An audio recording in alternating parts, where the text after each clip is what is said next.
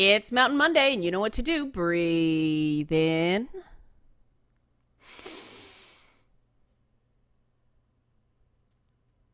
And out.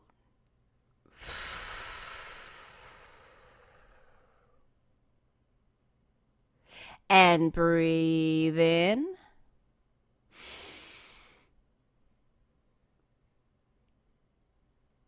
And out.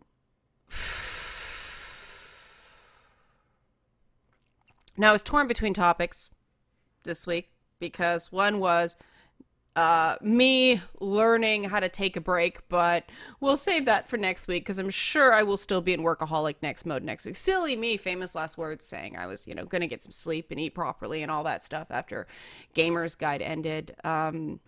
Why did I think that after the end of this series I would get some free time? I don't know, because of course, whenever you suggest things, people try to tear them down and people have strong emotional reactions and all that stuff. My bad.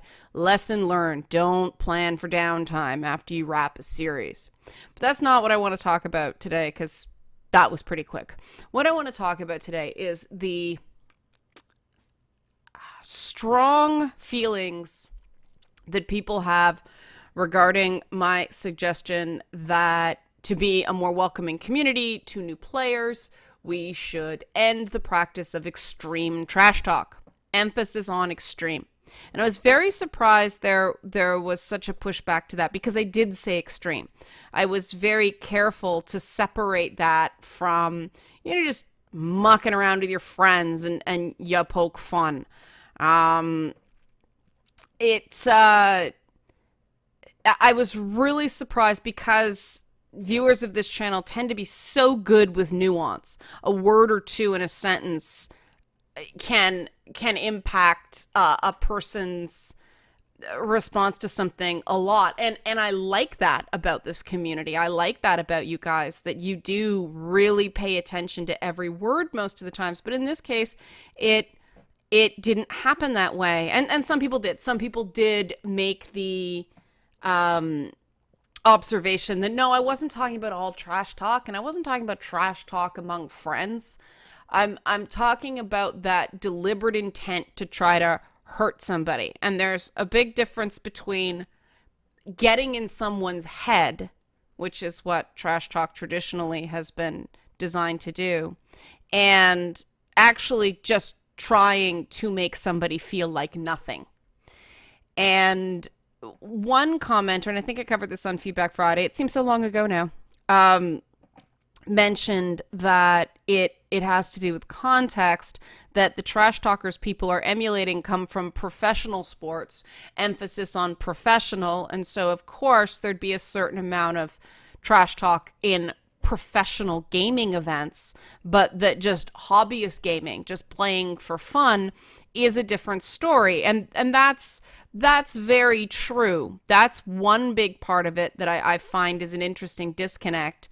But it's also, in amateur sport, you're not allowed to trash talk the way you do in professional sport. And it's, because people are paying to participate in amateur sport. They're getting paid to participate in professional sports. Like I've said all along, I expect a certain amount of hate flung at me because I have a profile of a certain level and, I have a certain status career-wise, and it comes with the territory. But I don't want to set an example that indicates, well, because you guys talk to me that way, it's okay to talk to some, 16-year-old girl who just started playing video games that way. And this is why I stand by this idea of ending extreme trash talk. When you're talking about people like Muhammad Ali and Michael Jordan, they are trash talking people in a professional setting. And it's part of the pageantry in part, but with Michael Jordan especially, because I mean, I was right into basketball when the Bulls three-peated the championship. And I mean, that was a whole part of it. They claimed that, you know, Jordan would trash talk even his teammates to make them play better. And there's an element of elite sport that it is about winning. And it is about going that extra mile, and that was Michael Jordan's attempt to motivate the people around him or throw off his opponents. But there was a cleverness to what Jordan did. There was certainly a cleverness to Muhammad Ali in, you know, at his better moments that is undeniable. I mean, my favorite line is right here. I'll beat him so bad he'll need a shoehorn to put his hat on. I mean, that's a great line. And you ever even dream about beating me, you better wake up and apologize. These are clever. I'm so mean I make medicine sick. You know, there's an element of art to this sort of trash talk. And there are, you know, video game trash talks where it's the same thing, right? Here, dude, did you roll around in toilet paper this morning and decide to wear it as clothes? I'm wondering because it's just so easy to wipe my ass with you. I mean, that's clever. And so that isn't just repeating a racist word or, you know, some kind of anti-gay slur in a multiplayer setting over and over and over again. And because there's an element of skill, and let's face it, Muhammad Ali, Michael Jordan, if they ran their mouths like that and they weren't the best athletes of their day in their given sport, they'd just be seen as assholes. And that's the other thing about gaming trash talk, is that I find that the better players tend, you know, exceptions prove the rule, of course, but the better players don't tend to trash talk. They just want to play. And they want to play well. And so they're concentrating. They're not concentrating on running their mouth. Because let me tell you, as somebody that, you know, talks and plays video games at the same time, it does negatively influence how you play. Because you're having to think very quickly in two different processes at the same time. It tends to be people just running their mouth. All people do is mute you if you run your mouth. And that's just, you're yelling into the void. Good trash talk has a point. Hey, play better. But the assumption in the play better, come on, get your head out of your ass kind of thing, is you're treating somebody like a peer. You're treating somebody like somebody who should, at this point, be playing better. Now, who's one of the biggest targets? What's the big insult in a lot of the lazy trash talk that goes on in gaming? Noob. Noob, you're a noob. So you're basically criticizing someone for not being good at the game because they're new to the game. And this is the difference between what Jordan and Ali and Nicki Minaj and, you know, even Miley Cyrus to an extent do, and what trash talking gamers do, is they're going after people who are on or should be on the same level as them. They have had equal opportunities. They have an equal amount of training, an equal amount of practice time, all that. These are their peers. They're not going after somebody who just picked up a basketball, right? And that's a big difference to me, that we shouldn't be treating being new to gaming as an inherently bad thing. I hate the whole thing about the noobs. You know, why are you even playing with noobs? Why don't you find people to play with who are at your own skill level? You can't expect somebody to be as good as you are when they just started. And we can't say, I will repeat my stump speech, you guys know it's coming. We can't say that gaming is a welcoming community at the same time that we pick on people for being new. And I know that noob is a joke. Don't get too literal with me on this. If you know your buddy's been playing for a while and you go noob to make fun of him, that's different. But if somebody is flat out new and you're picking on them for being new, that's not being welcoming. It's not. So if you're engaging in that, you're not helping make gaming a welcoming community to new players of any kind. And, I used to teach dance. I used to dance competitively. And if you want to talk about nasty, nasty catty nonsense, like the trash talk that went on in dance is uh, astounding.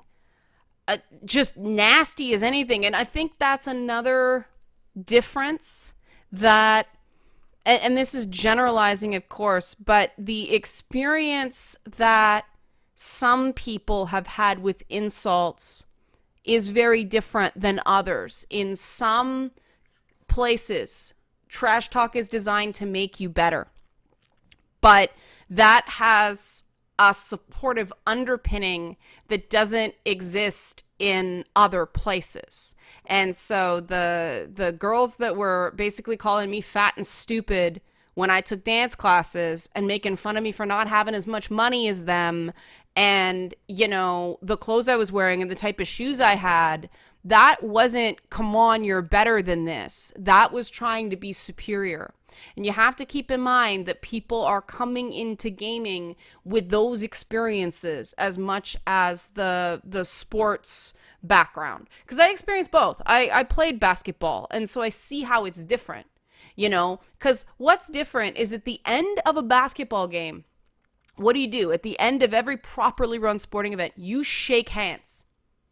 You start from a position of respect and you end from a position of respect. And that is important because whatever you say to that person, you have to keep in mind that at the end of the game, you're going to have to shake their hand and preferably look them in the eye. And so you have to stand by what you said. In environments like online gaming, you don't have to do that. And I wish there was something we could do to incorporate that. I guess you can. Good match, man. That was fun, or something like that. If you add that in at the end, it makes it clear that you're doing this out of a sense of camaraderie and not just to tear them down. But the other thing is how it's said. I mean, if you see some of those old alley loops or Jordan, they come at it from a place of confidence. They come at it from a place of I'm the best. They often say it with a smile. And the idiots raging out on Xbox Live, there's no smile in their voice. And that makes it very different. If you can say something with a smile, it's much more clearly a joke. Now, Jordan did get aggressive on the court at times, but there's a different kind of aggression. There's a controlled aggression. And then there's somebody who's just venting everything that's wrong with their lives on you. But the other question people have to ask is, why is it so important to you to fling dirty words at other people? Like, why is it so hard for you to stop? Now, is it just a reaction to anything that may change the current culture of gaming? I can understand that to an extent. I can understand just a general resistance to change. This is our thing. Fine. But if you need the release of hurling nastiness at other people, that's a time you have to stop and re-examine, because that's a lot of anger being carted around. I think it's very interesting, and this is something we definitely have to examine as gamers.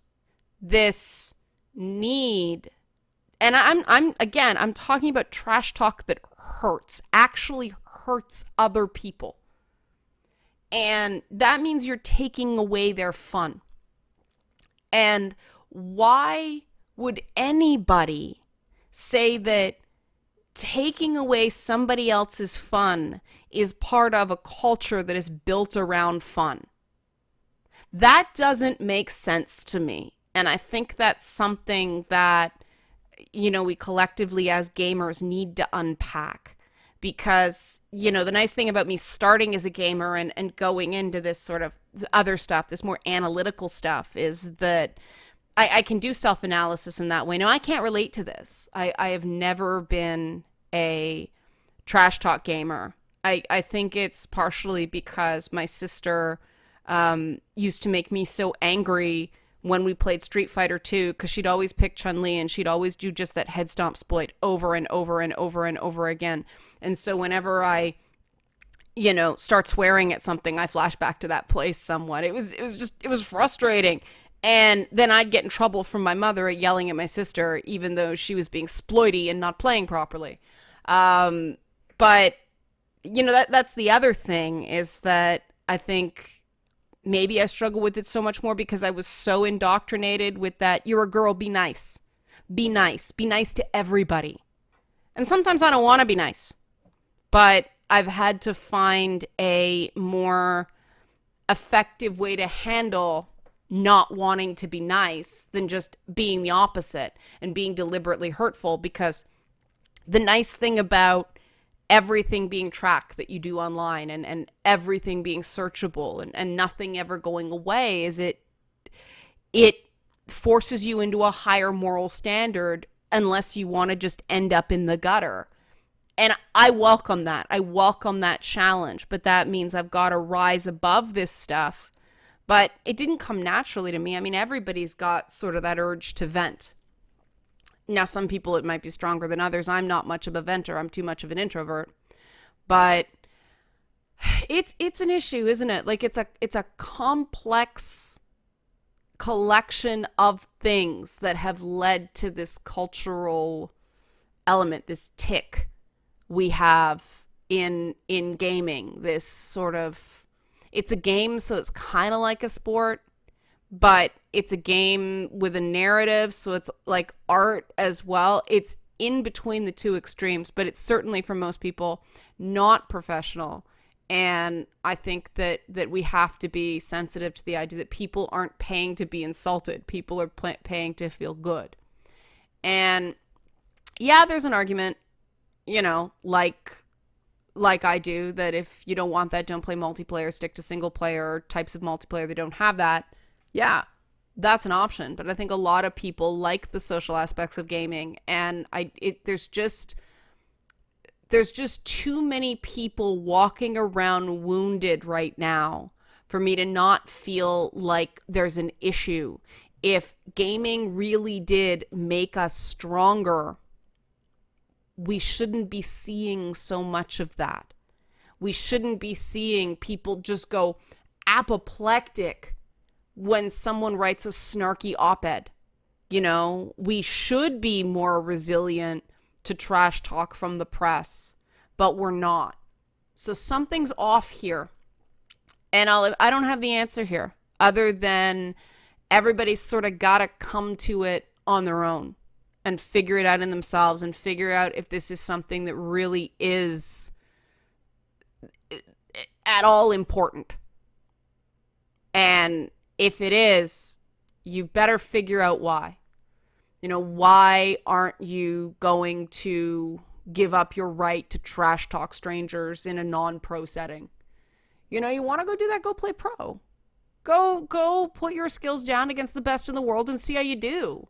Don't pick on low-hanging fruit. That is bullying. Fight people who can fight back. And that's a really ambivalent Mountain Monday, but sometimes Zen is about asking questions as opposed to having answers, because you can't get answers unless you start with the question, right? So we'll leave it there. Breathe in. And out.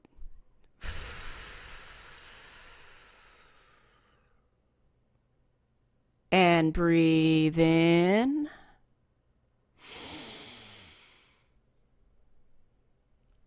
And out.